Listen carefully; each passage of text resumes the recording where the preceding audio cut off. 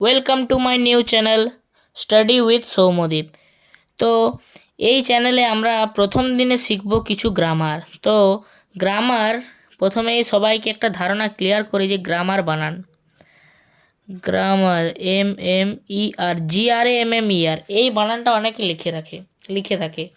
তো বলতে পারি যে এই বানানটা ভুল। তো গ্রামার বানান সঠিক কি GRAMMER,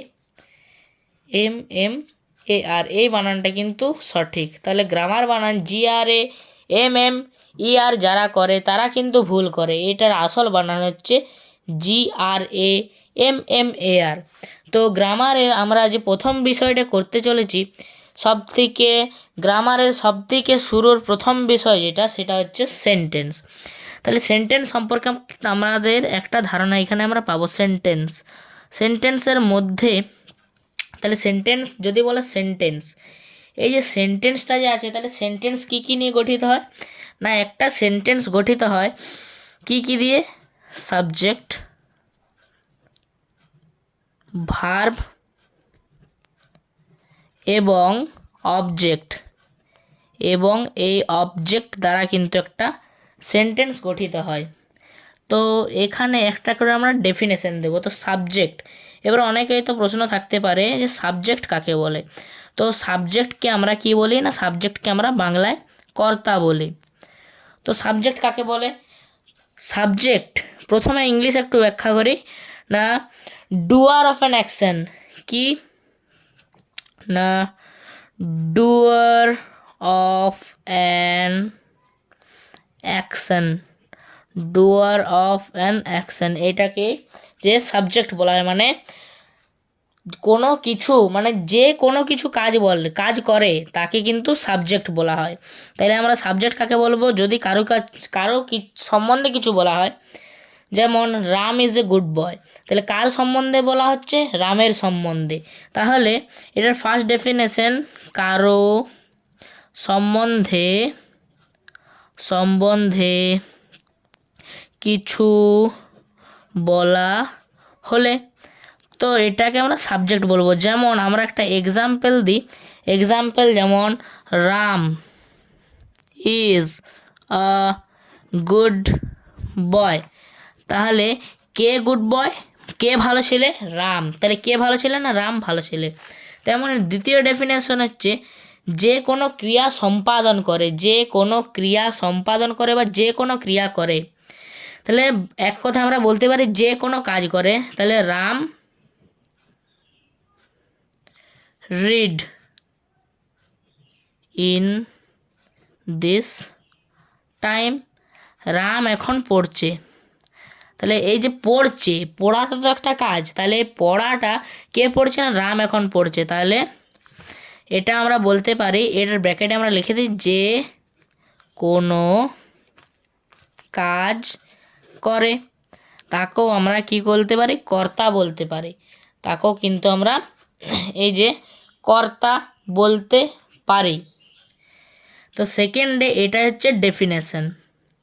তো সাবজেক্ট আরেকবার বলে দিচ্ছি, ডুয়ার অফ অ্যান অ্যাকশন, মানে কোনো কিছু যে কাজ করে, মানে যে কোনো কাজ করে, যে কোনো কাজ করবে। মনে করো তোমার মা রান্না করে, তাহলে কে রান্না করে? তোমার মা। কাজটা কে করছে? তোমার মা করছে। তখন কিন্তু তোমার মা সাবজেক্ট। এবার আমরা দ্বিতীয় ডেফিনেশনে যাই, ভার্বকে বাংলায় বলা হয় ক্রিয়া। এই যে সাবজেক্ট আছে না, এই সাবজেক্টটায় কিন্তু অনেক সময় এই সাবজেক্টটাকে আমরা এস দিয়ে প্রকাশ করে থাকি।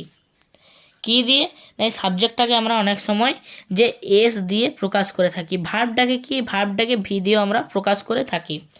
তো এরপরে ভার্ব কাকে বলে না, কোনো কাজকে আমরা ভার্ব বলবো। কোনো কাজ করাকে ক্রিয়া, কোনো কাজ করাকে যে ক্রিয়া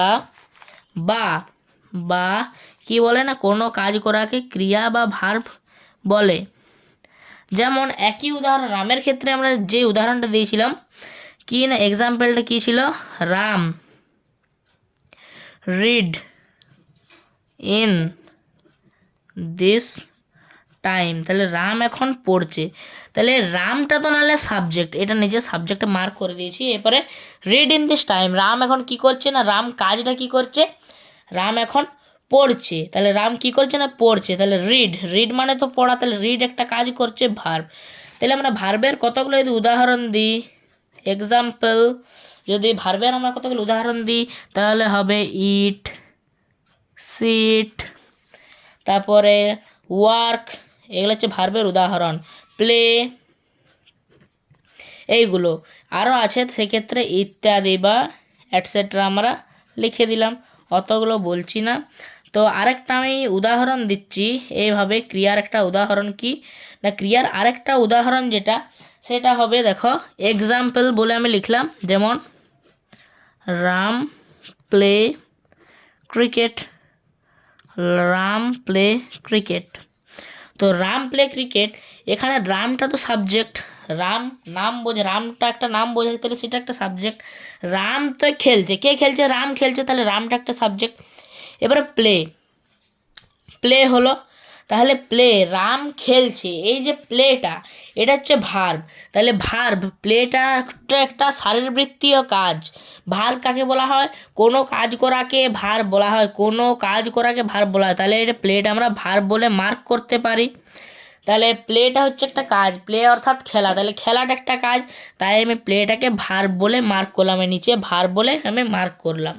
এরপরে 3 নম্বরে যে ডেফিনেশনটা আমরা আসবো সেটা তোমরা দেখতে পাচ্ছ অবজেক্ট, অবজেক্ট ডেফিনেশন আমরা কিন্তু 3 নম্বরে আসবো। তাহলে অবজেক্ট কাকে বলে, কে,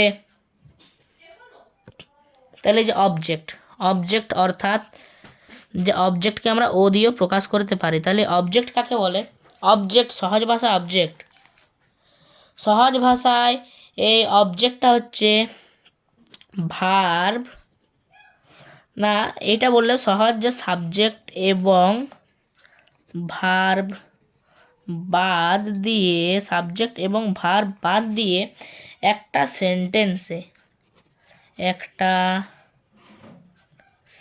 সেন্টেন্সে যা থাকে, একটা সেন্টেন্সে যা থাকে তাকে বলে অবজেক্ট, তাকে আমরা অবজেক্ট বলি। তো এখানে যে আমরা এই অবজেক্টের ডেফিনেশন দিলাম, তাহলে অবজেক্ট জিনিসটা কি না, সাবজেক্ট এবং ভার্ব বাদ দিয়ে একটা সেন্টেন্সে যা থাকবে তাকে আমরা কি বলবো, তাকে আমরা অবজেক্ট বলবো। যেমন একটা এক্সাম্পলের সাহায্যে বোঝানো যাক, তাহলে একটা এক্সাম্পল যদি আমি দিই, রাম, এখানে রাম প্লে ক্রিকেট, বা রামে প্লে ক্রিকেটের জায়গায় তোমরা Ram play football, Ram play ফুটবলও লিখতে পারো, আমি এখানে রাম প্লে ক্রিকেটে লিখলাম। তো রাম প্লে ক্রিকেট, তাহলে রামটা, রাম তো খেলছে, রাম প্লে ক্রিকেট মানে কি, রাম ক্রিকেট খেলে, তাহলে কে ক্রিকেট খেলছে, রাম ক্রিকেট খেলছে, তাহলে এটা হচ্ছে সাবজেক্ট। এবার প্লেটা কি না, প্লে জিনিসটা হলো, প্লে জিনিসটা হলো ক্রিয়া, খেলা, খেলা তো একটা কাজ, তাহলে খেলাটাকে আমরা ভার্ব বলে মার্ক করছি। এবং ক্রিকেটটা, তাহলে ডেফিনেশনটা আমি কী দিয়েছি, অবজেক্টের সাবজেক্ট এবং ভার্ব বাদ দিয়ে একটা সেন্টেন্সে যা থাকে তাকে বলা হয় অবজেক্ট, তাহলে সাবজেক্ট এবং ভার্ব বাদ দিয়ে এখানে কি পড়ে রইল, ক্রিকেটটা, তাহলে ক্রিকেটটাকে আমরা অবজেক্ট মার্ক করতে পারি। এবারে আরেকটা উদাহরণ সাপেক্ষে আমরা বোঝাচ্ছি, এখানে এক্সাম্পল, এক্সাম্পল আমি আরেকটা দিচ্ছি। তো এক্সাম্পল, যে এক্সাম্পলটা কি না, Ram right now, Ram, sorry এটা হবে না। তো এক্সাম্পল যেমন রাম ডু, তাহলে রাম ডু, এক্ষেত্রে আমাদের এখানে কোনো ভার্ব আসছে না, Ram do the work, Ram do the work, Ram do the work, তাহলে রাম ডু, ডু মানে করা, ডু তাহলে ভার্ব, এখানে ভার্ব বলে আমরা চিহ্নিত করলাম, রামটা হচ্ছে একটা সাবজেক্ট, এই দুটোকে আমরা চিহ্নিত করলাম দ্য ওয়ার্ক। এবারে সাবজেক্ট এবং ভার্ব বাদে কী থাকছে, দ্য ওয়ার্কটা, তাহলে এটাকে আমরা কি বলে চিহ্নিত করতে পারি, অবজেক্ট, এটাকে আমরা অবজেক্ট বলে চিহ্নিত করতে পারি। এইবারে তো এখানে আজ আমাদের এই সাবজেক্ট ভার্ব অ্যাগ্রিমেন্টের বা সাবজেক্ট ভার্ব অবজেক্টের ভিডিও আমাদের এখানে শেষ হলো। পরের ভিডিওতে আমরা আরও যে ভার্বের নিয়ে একটু ডেফিনেশনটা বাড়াবো। তো ভিডিও ভালো লাগলে লাইক, কমেন্ট, শেয়ার এবং সাবস্ক্রাইব করবে। তো আজ এখানেই সমাপ্ত করছি। পরের ভিডিও আমরা ভার্ব সম্বন্ধে আরও কিছু শিখবো। তো সবাইকে টাটা।